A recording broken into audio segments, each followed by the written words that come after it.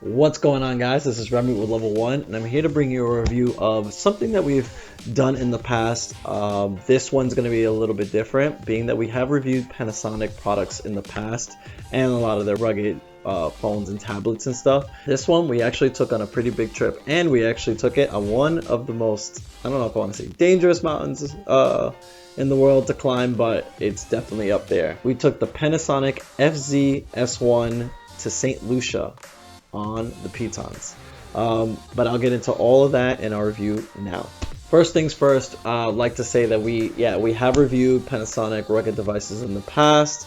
A lot of their like tough tablets, tough laptops, and this one is no different on that end, since this is mainly used for people like first responders and stuff like that, people on the field, construction workers, things like that, that are obviously using these sort of rugged devices in areas where laptops and or tablets are going to get a beating. Not necessarily, but I mean they could obviously withstand a few things. So not in the end of being like super high spec, but in the end that they'll be able to be provided with a lot of support over years to come, since these are the devices that they'll be using a lot over time. In terms of the form factor, like I said, if you're looking at it right here, it is a rugged device. It looks different than other tablets, weighs a little bit more, a little beefier, and it's always interesting. I mean, not only in the sense that this is a different looking tablet, you know, so that you would actually use on the very like normal circumstances, but this is, you know, something to have like a case use on like how much we can have durable products in like the mainstream. So anything that kind of bleeds over from this sort of industry into the mainstream is definitely beneficial for like us as consumers, being that we have devices that break pretty fast. So not bad to look at. In terms of the hardware, it's a 7-inch tablet that has USB to not only charge it, but to connect it to various like your computer and stuff like that for files and stuff. Your volume tabs right here, your power. It has a camera in the back that doubles as a scanner, headphone jack on one end,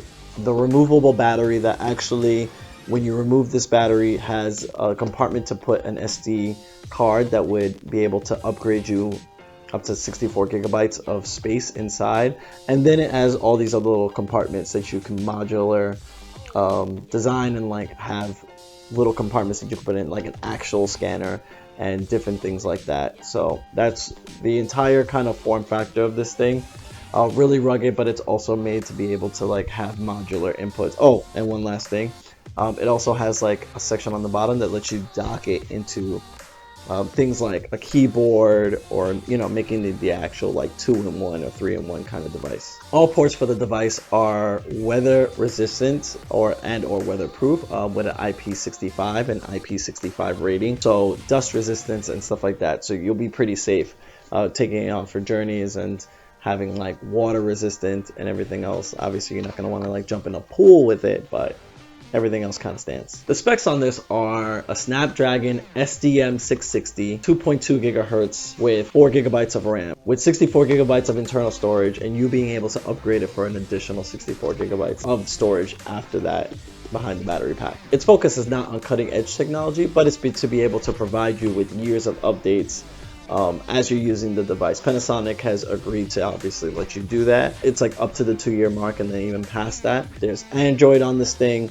Android has an actual like shelf of like how much it provides. Panasonic has their own overlay of like how much service they're able to provide to the product, and they're able to provide over 2 years, if not more, of these specific products. The specs don't overly impress me. I mean, what's good is that it works as intended. I'm able to do like some decent browsing and stuff like that, but I'm not out here trying to watch like extended 4K videos on the device. It's not really meant to do that, although I have done some light browsing, and then even being able to like actually watch some video on the device I've been able to do on the trip that I took with this recently. Software end of things, this is running Android 10 natively, so you're able to get all the advantages from there. Panasonic has their own native apps as well, everything from like a built-in scanner app to being able to check specific things hardware wise, and then per the area. You also have like certain apps that let you use change the different sensitivity on the touch screen, so that you're able to use them with like certain construction gloves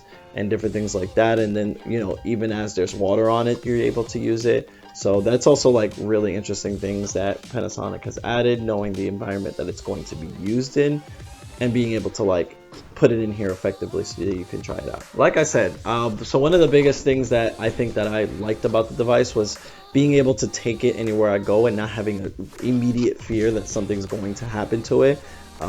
I took it on the plane. I took it, you know, traveling to St. Lucia. You know, they had different kinds of weather, so I was able to still use it outside.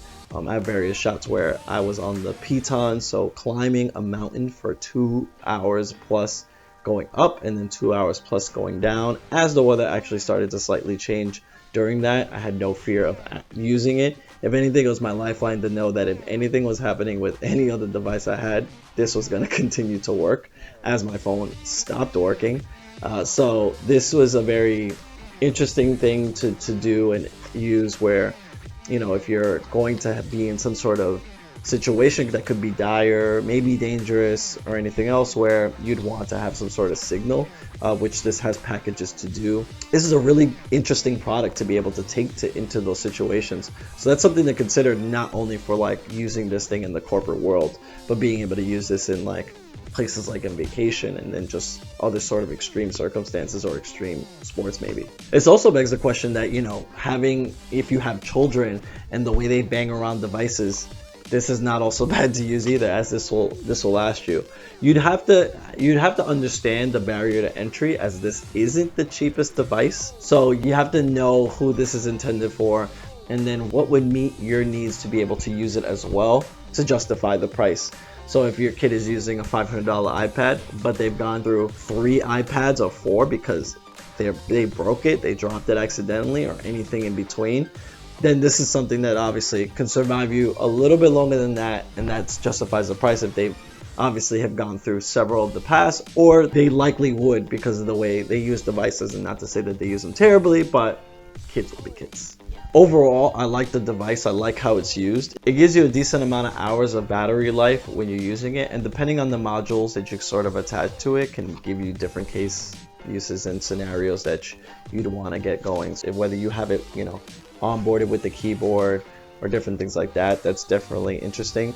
The barrier to entry is a little high, so I'd wish they'd have some sort of medium to kind of come down on that. This is like a very premier product for the type of industry of first responders, construction workers, and all that end. So, you know, there is the sense that if you buy this, you won't have to buy one for a good couple of years, because they provide service for this type of product and the type of use that you have for it.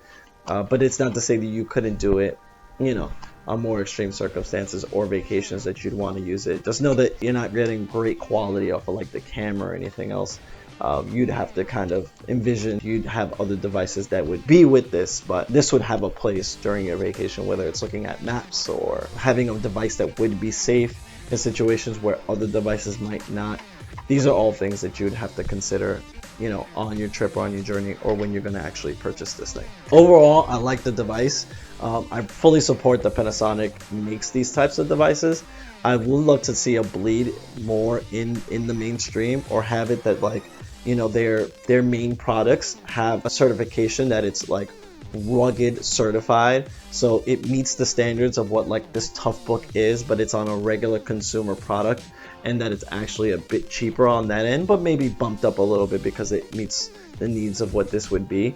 Something like that would be sort of good, and it would be the conversation of like, where does this certification come from on a regular consumer, and then start to understand like what these rugged devices are and what they're really capable of.